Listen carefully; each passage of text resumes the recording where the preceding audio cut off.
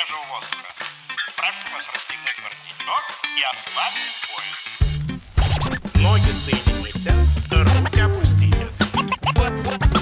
Ноги соедините, руки опустите.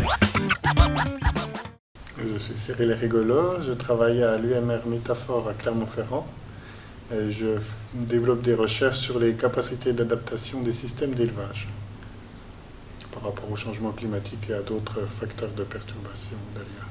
Généralement, dans mes activités de recherche, j'ai un volet en France métropolitaine, principalement en Auvergne, et puis j'ai toujours cette activité en Afrique. Et donc dans ce cadre de ces activités en Afrique, on a fait beaucoup d'approches participatives.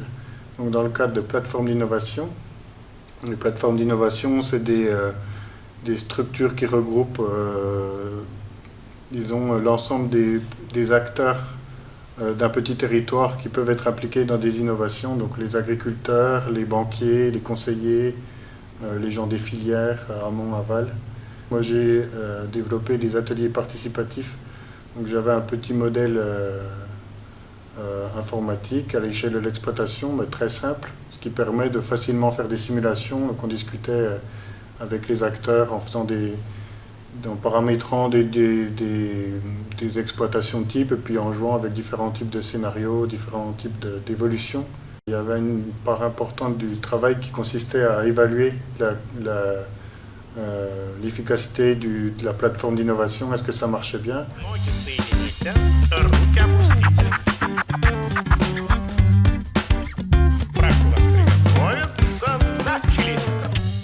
Pour ça, je mobilisais à la fois des approches quantitatives, donc avec mes modèles, à partir des simulations, on peut calculer des résultats, qu'est-ce qui a changé sur le revenu des producteurs.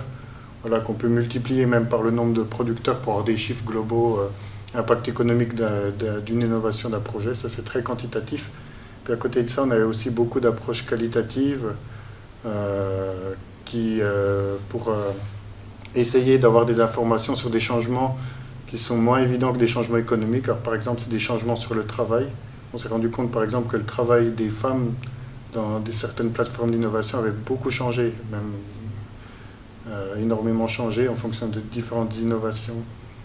Et ça, on peut s'en rendre compte. On avait développé différentes méthodes comme la méthode des Most Significant Change Stories. Donc c'est en fait une technique qui permet de recueillir des histoires des acteurs sur le terrain. Qu'est-ce qui a changé pour vous depuis que depuis que la plateforme s'est mise en place? Qu'est-ce qui a changé d'important dans votre vie? Et voilà, donc c'est toute une méthode qui permet de collecter ces changements importants du point de vue des gens, et puis de retenir pas seulement des indicateurs quantitatifs, mais aussi ce qui compte pour les gens, qui sont souvent des choses qui sont pas évidentes à mesurer.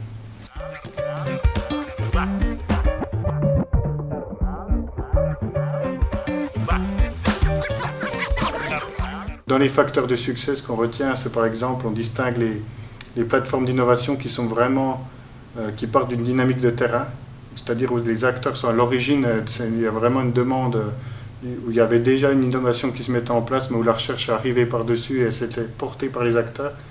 Et ça marche plutôt mieux que les plateformes d'innovation où l'innovation est amenée par les chercheurs, sans forcément qu'elle soit à l'origine dans une dynamique de terrain. Après, il y a d'autres facteurs qui tiennent, par exemple, il y a des côtés humains sur la qualité de l'animation. Voilà, il y a un rôle important des médiateurs dans ces plateformes d'innovation qui arrivent plus ou moins à faire le lien entre les différents acteurs.